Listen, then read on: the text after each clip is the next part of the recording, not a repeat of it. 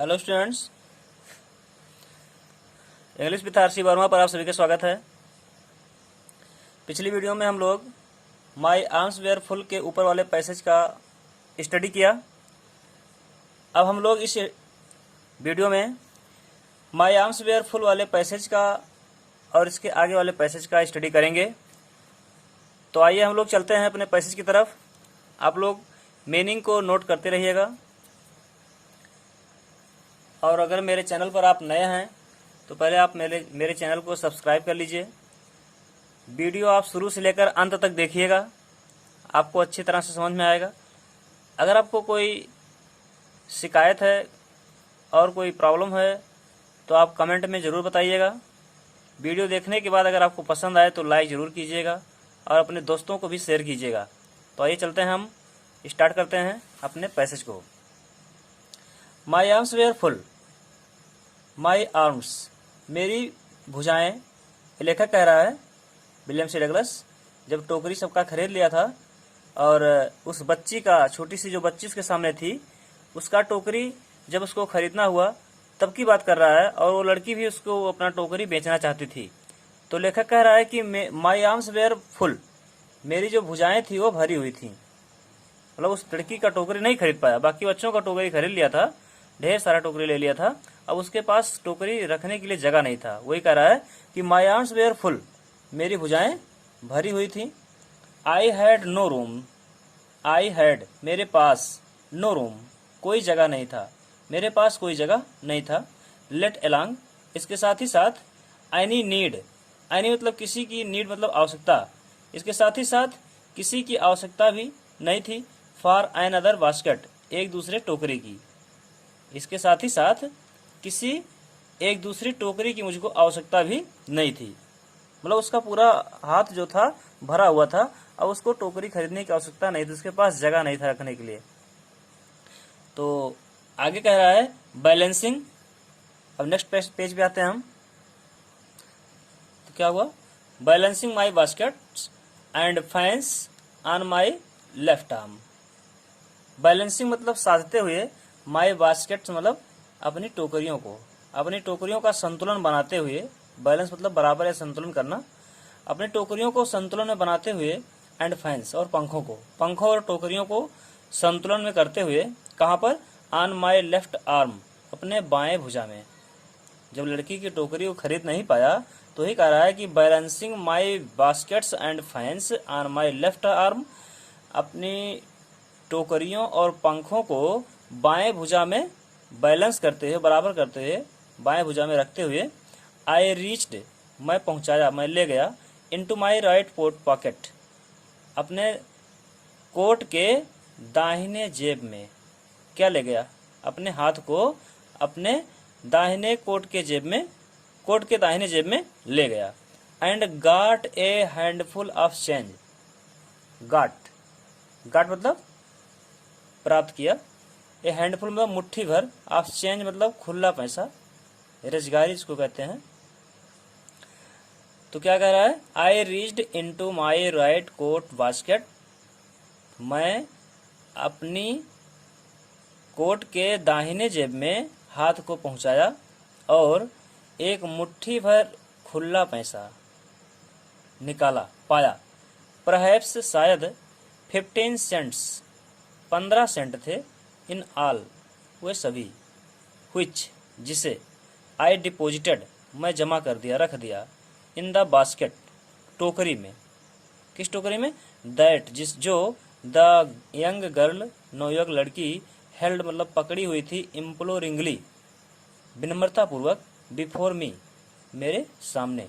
जो मेरे सामने नवयुवक लड़की टोकरी को पकड़ी हुई थी, उसमें मैं उस पैसे को रख दिया। डिपोजिट मतलब जमा कर दिया, रख दिया। कौन पैसा? जो अपने कोट के दाहिने जेब से निकाला। वो सब लगभग कितना था? परहैप्स कह रहा है 15 सेंट थे, वह सभी 15 सेंट थे।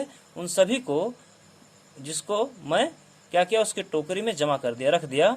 जो नवयुवक लड़की मेरे सामने विनम्रतापूर्वक, याचनापूर्वक पकड़े हुए खड़ी थी। फिर से देखिएगा इसको एक बार।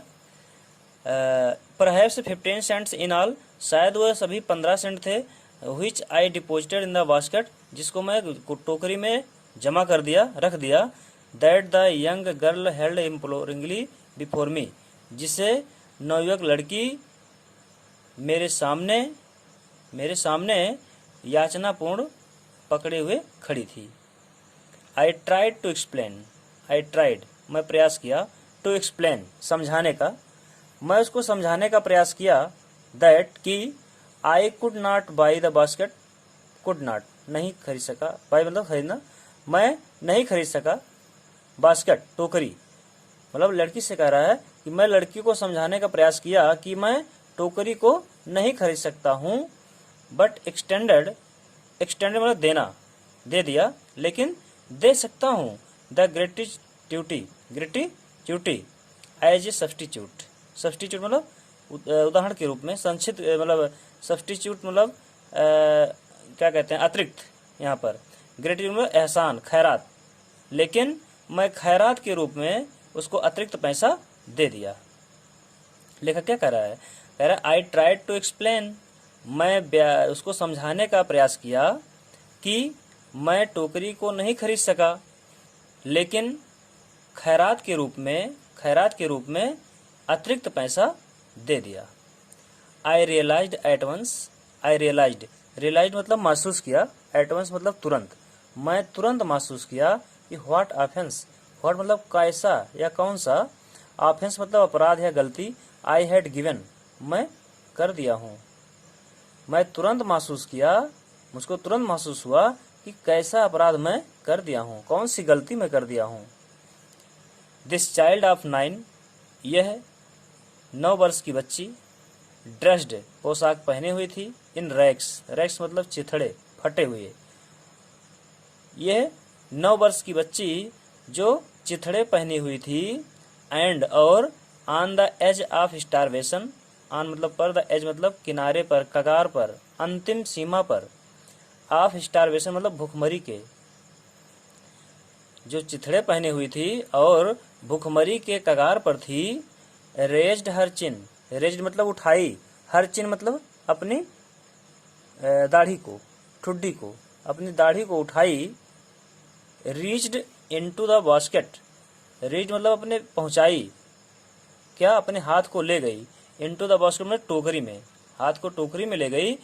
And with all the pride, और विथ ऑल द प्राइड में पूरे गर्व के साथ, एंड ग्रेसियसनेस और शान के साथ, ग्रेसियस मतलब शान, शान शौकत, पूरे गर्व और शान के साथ। ऑफ ए लेडी मतलब एक आदर्श महिला की तरह, एक आदर्श भारतीय महिला की तरह वह अपने चेहरे को उठाई और अपने टोकरी में हाथ को ले गई, और एक आदर्श भारतीय महिला की तरह पूरे गर्व और शान के साथ हैंडेड द मनी, हैंडेड मतलब हाथों हाथ दे दी, द मनी पैसे को, बैक टू मी, बैक मतलब वापस, टू मी मतलब मुझको हाथों हाथ पैसा वापस कर दी। फिर से देख लीजिए एक बार। दिस चाइल्ड ऑफ 9, यह 9 वर्ष की बच्ची, बालिका, ड्रेस्ड इन रैक्स जो चिथड़े पहनी हुई थी, and on the edge of starvation और जो भुखमरी के कगार पर थी। रेज्ड हर चिन अपने चेहरे को उठाई, चिन मतलब यहाँ पर ठुड्डी मतलब दाढ़ी को, मतलब चेहरे से अर्थ लिया है, अपने चेहरे को ऊपर उठाई। रीच्ड इनटू द बास्केट टोकरी में हाथ को ले गई। And with all the pride and graciousness of a lady और एक आदर्श भारतीय महिला की तरह पूरे गर्व और शान के साथ handed the money back to me पैसे को हाथों हाथ मुझको वापस कर दी। आगे देखिए, there was only one thing, केवल एक ही वस्तु था, केवल एक ही चीज थी आई कुड डू जो मैं कर सकता था, केवल एक ही चीज थी जो मैं कर सकता था। वो क्या किया? आई बॉट द बास्केट, लेखक कह रहा है आई बॉट द बास्केट, मैं टोकरी को खरीद लिया। बाट मतलब खरीदना, बाय का सेकंड फॉर्म है, मैं टोकरी को खरीद लिया। सी वाइप्ड हर आइज, वाइप मतलब आंसू पोंछना, उसका सेकंड फॉर्म आंसू पोंछी, वह आंसू को पोंछी, हर आइज अपने आंखों की, वह अपने आंखों की आंसू पोंछी।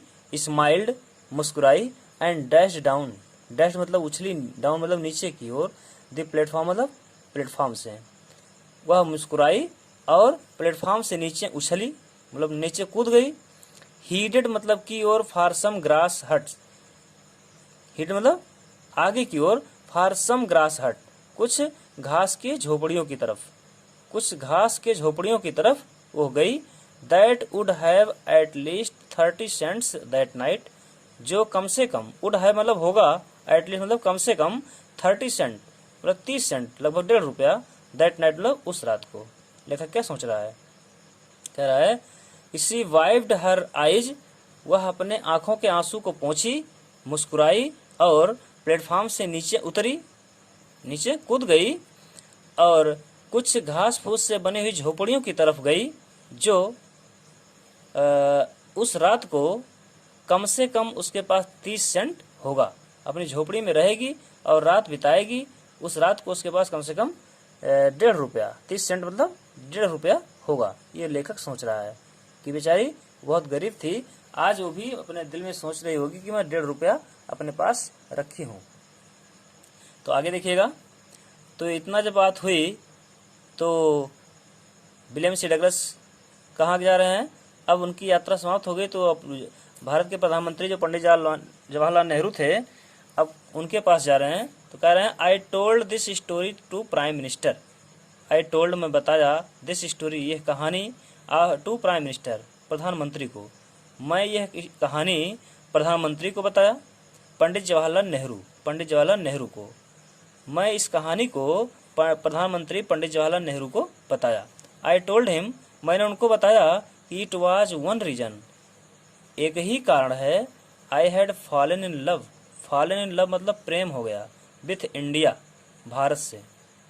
कह रहे हैं आई टोल्ड हिम, मैंने उनको ये भी बताया कि यही एक कारण है जिससे मुझे भारत से प्रेम हो गया है।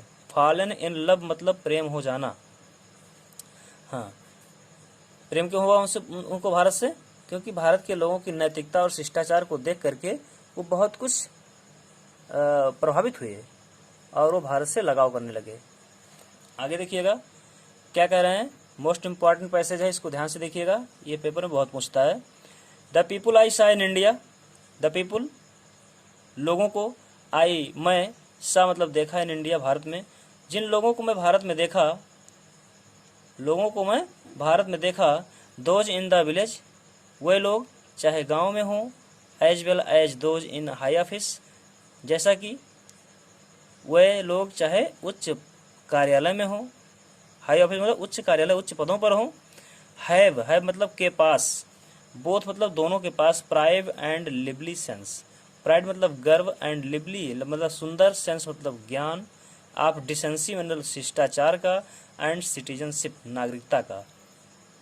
क्या कह रहा है लेखक, कह रहा है द पीपुल आई सा इन इंडिया, मैं भारत में जिन लोगों को देखा, दोज इन द विलेज, वे लोग चाहे गांव में हों, जैसा कि वे लोग चाहे उच्च पद पर हों, उच्च कार्यालय में हों, दोनों के पास, बोथ है बोथ मतलब दोनों के पास, गर्व और सुंदर ज्ञान है, किसका, ऑफ डिसेंसी एंड सिटीजनशिप, शिष्टाचार और नागरिकता का, उन दोनों के पास गर्व और शिष्टाचार और नागरिकता का सुंदर ज्ञान है। They also have a passion, उनके पास,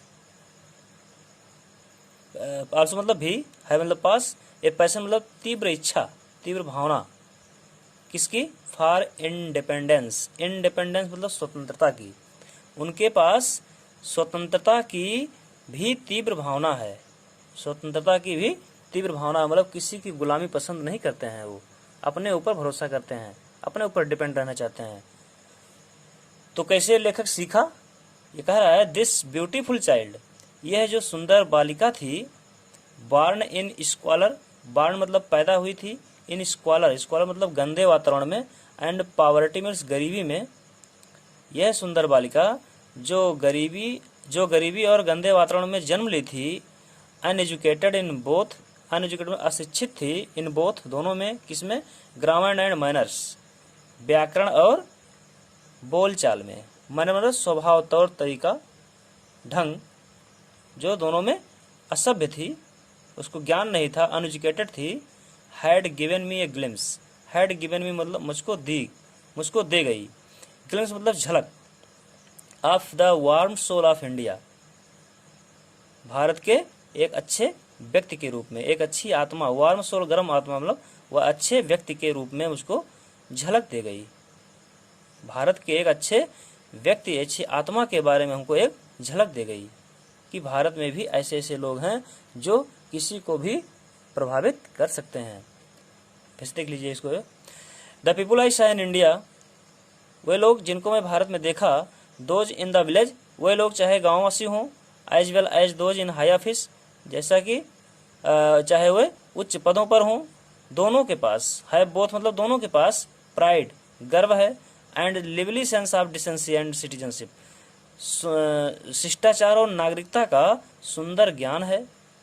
they also have a passion for independence, उनके पास स्वतंत्रता के लिए तीव्र भावना भी है, उनके पास स्वतंत्रता की प्रति तीव्र भावना भी है, तीव्र इच्छा भी है।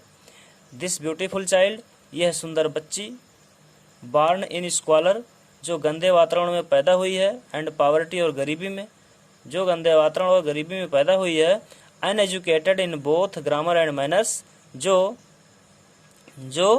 दोनों में व्याकरण की दृष्टिकोण से और बोलचाल की दृष्टिकोण से दोनों में अशिक्षित है। Had given me a glimpse, मुझको एक झलक दे गई, of warm soul of India, of the warm soul of India, भारत के एक अच्छे व्यक्ति के रूप में। प्यारे स्टूडेंट्स, वीडियो आपको कैसी लगी? अगर अच्छी लगी हो तो प्लीज़ इसको लाइक कर दीजिए।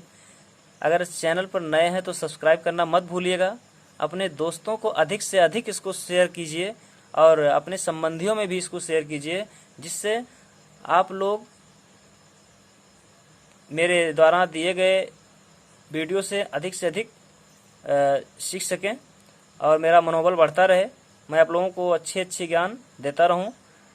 और अगर कोई आपको समस्या हो, प्रॉब्लम हो तो आप कमेंट में ज़रूर बताइए। धन्यवाद।